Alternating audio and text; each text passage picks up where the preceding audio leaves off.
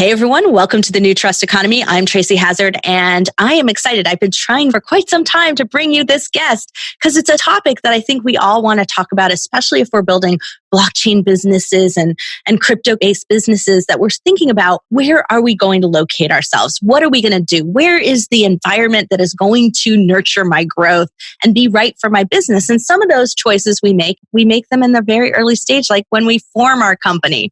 So I heard from a listener who sent me a tweet with a video interview with her. And I said, that's it, I have to get her. And it's taken me quite a few months, but I am so glad to finally have Caitlin Long on my show.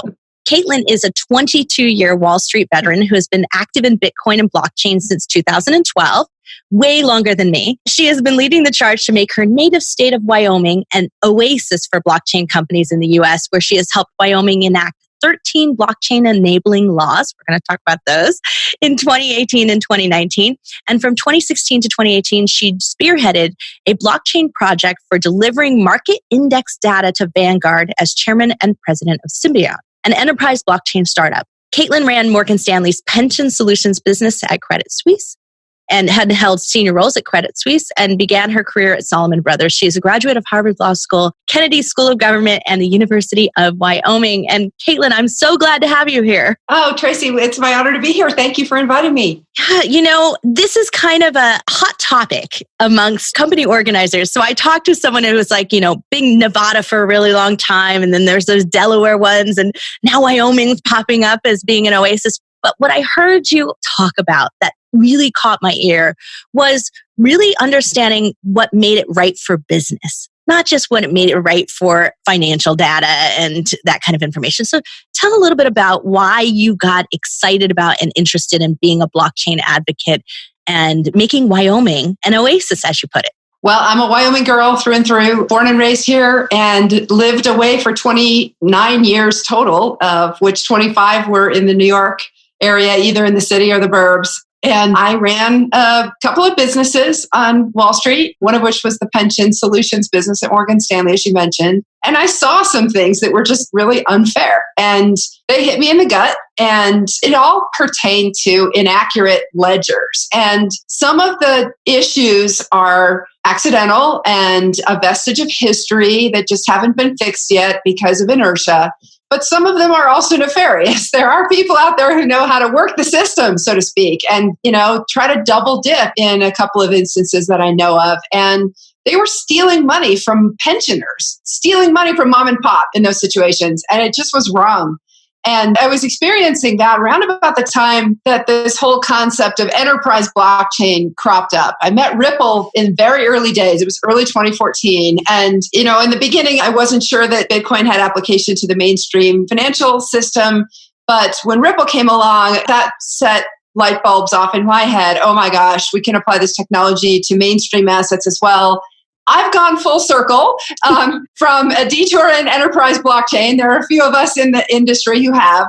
And, there certainly are benefits that distributed systems like distributed ledger technology can have in enterprise contexts. But I'm now back full circle, as I think a lot of others who did the same detour have concluded, that really it's the truly decentralized platforms that are the most powerful technology. And they're the ones that are going to be making the system fair. In terms of the connection to Wyoming is a very independent place. It is. It's the state that gave women the right to vote 50 years before the United States did in the U.S. Constitution.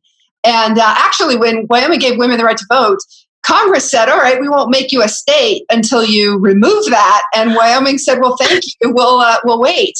And then ultimately they did remove it. And, like so many things in history, it's not a total black and white story. They voted to give women the right to vote because they didn't have enough people here to become a state. And then the next year they took it back, but it didn't pass by a veto-proof majority, so the law stood. So, it's just an interesting history. But those vignettes are important because it gives you some sense for the culture here. And there's something very important also along the lines of business entity formations. Wyoming invented the limited liability company in 1977. So we have a history a little over 40 years ago of inventing interesting things with new technologies. And Wyoming actually is number 2 behind Delaware. We recently surpassed Nevada for the states with the highest number of new business entity registrations because of that LLC history and because of the fact that we really truly believe that, what's mine is mine and what's yours is yours. We don't think the government should be grabbing people's assets. So taxes are very, very low here. That's why we surpassed Nevada. I love that little bit of Wyoming history you gave us there because, Excellent. It's such an interesting concept to the basis for how am I going to form my company and what is my company going to be about? That's as principled a decision as you can make. It's not just about, hey, I want to take advantage of some laws or anything, but it's starting to think about where's my corporate value? What is it going to be? How am I returning that to its investors? And what is all of that going to do? And thinking about that sort of basic level of where am I going to form it starts with that thought process as well. So having the state be in the spirit of that as well is a great benefit. Yeah, definitely. And it's interesting because Wyoming created the LLC to take on the very strict rules that Delaware has for corporations. And those rules are applicable to large, ongoing, publicly traded companies. But it's really tough for a startup to comply with a lot of those corporate rules. And so a lot of times what happens is startups will start as LLCs. And then if they are successful, eventually they convert to a corporation precisely because they don't want to have to start with meeting all those corporate requirements off the bat.